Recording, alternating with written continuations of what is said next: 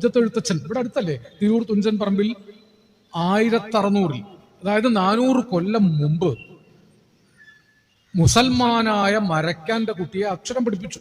അവർണ കുട്ടികളെ അക്ഷരം പഠിപ്പിച്ചു. അദ്ദേഹം ചെയ്ത വലിയ തെറ്റതാണ്. മുസൽമാന്റെ കുട്ടിയെയും അവർണ കുട്ടിയെയും അക്ഷരം പഠിപ്പിച്ചതിന്റെ പേരിൽ സാമൂതിരിയുടെ സങ്കേതക്കാർ പരാതിപ്പെട്ട് അദ്ദേഹത്തെ നാട് കടത്താനല്ല, ആദ്യം വധശിക്ഷയ്ക്കാണ് വിധിച്ചത്.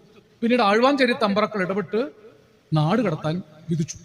അദ്ദേഹം വന്ന് താമസിച്ചത് ഇവിടെ ചക്കുപുരക്കൽ എന്ന് പറയുന്ന ചമ്രവട്ടത്താണ്. ഇവിടെ വന്ന് താമസിച്ചിട്ടാണ് അദ്ദേഹം ജാതി നാമാദികൾക്കല്ല ഗുണഗണം എന്ന് എഴുതുന്നത്. ജാതിക്കും മതത്തിനും അല്ല ഗുണം, മനുഷ്യനാണ് ഗുണമുള്ളത്. ഏത് മതത്തിലും ജാതിയിലും മനുഷ്യരാണ് ഉള്ളത് എന്ന് കൃത്യമായി 400 കൊല്ലം മുമ്പ് എഴുതി. ഋതുവായ പെണ്ണിനും ഇരപ്പനും ദാഹകനും പതിതനും അഗ്നിയജനം ചെയ്ത ഭൂസുരനും ഹരിനാമ കീർത്തനം ഇതൊരു നാളും ആർക്കും ഉടൻ അരുതാത്തതല്ല. നമുക്കൊരു ചരിത്രമുണ്ട്. 400 വർഷം മുമ്പ് എഴുത്തച്ഛൻ, അതിനുശേഷം വന്ന എത്രയോ കവികൾ. ഞാനിവിടെ പണ്ട് എൻ്റെ പ്രിയപ്പെട്ട സുഹൃത്തായിരുന്നു CK കൈമലശ്ശേരി. CK കൈമലശ്ശേരി ഞാനും ഇവിടെ തന്നെ എത്രയോ മതേതര സൗഹൃദ വേദികളിൽ പങ്കെടുത്തിട്ടുണ്ട്. എത്രയോ മനുഷ്യനാണ്, മതമല്ല പ്രധാനം. മതത്തിൽ നിന്നുകൊണ്ട് തന്നെ അത് പഠിപ്പിച്ചു. മതങ്ങളൊന്നും ഇതര മതത്തിന് എതിരാണെന്ന് ഞാൻ വായിച്ച മതഗ്രന്ഥങ്ങളൊന്നും പഠിച്ചിട്ടില്ല, പഠിപ്പിച്ചിട്ടുമില്ല.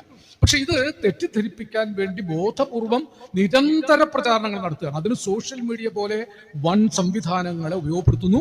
അതിന് കോടാനുകോടി പണം ചെലവ് ചെയ്ത് പ്രൊഫഷണലുകളെ ഉപയോഗപ്പെടുത്തിക്കൊണ്ട് വർഗീയതയുടെ ആഘോഷങ്ങൾ നാടൊട്ടുക്ക് പ്രചരിപ്പിക്കുന്നു.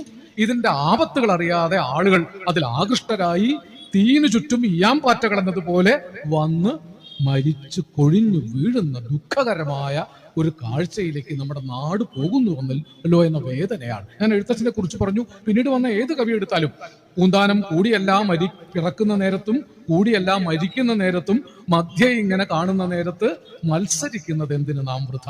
ഈ മലപ്പുറം ജില്ലയിൽ തന്നെ, ഇതൊക്കെ മലപ്പുറം ജില്ലയിലാണ് മലയാള ഭാഷ പിറന്നത്. മലയാള ഭാഷ മാത്രമല്ല, മലപ്പുറം ജില്ലയിലാണ് പൂന്താനത്തെ പോലൊരു മഹാകവി ഉണ്ടായത്.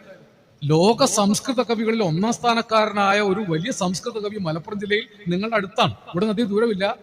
മേൽപ്പത്തൂർ, ചന്ദനക്കാവ്, തിരുനാവായ ചന്ദനക്കാവിലാണ് ഇന്ത്യയിലെ തന്നെ ഏറ്റവും പ്രധാനപ്പെട്ട ഒരു സംസ്കൃത കവി. അദ്ദേഹത്തിന്റെ പേര് മേൽപ്പത്തൂർ നാരായണ ഭട്ടതിരി എന്നാണ്. അജ്ഞാത്വാത്തെ മഹത്വം യദിഹ നിഗദിതം വിശ്വനാഥക്ഷമേധ സ്തോത്രം ചൈതൽ സഹസ്രോത്തരം അധികതരം ത്വൽപ്രസാദായ ഭൂയാദ്വേധ നാരായണീയം ശ്രുതിഷു ച ജനുഷാം സ്തുത്യതാ വർണ്ണനേന സ്പീതം ലീലാവതാരൈരിതമിഹ കുരുതാം ആയുരാരോഗ്യ സൗഖ്യം. മലയാളത്തിൽ ഇത്രയും നല്ലൊരു സംസ്കൃത കാവ്യം വേറെ ഉണ്ടായിട്ടില്ല.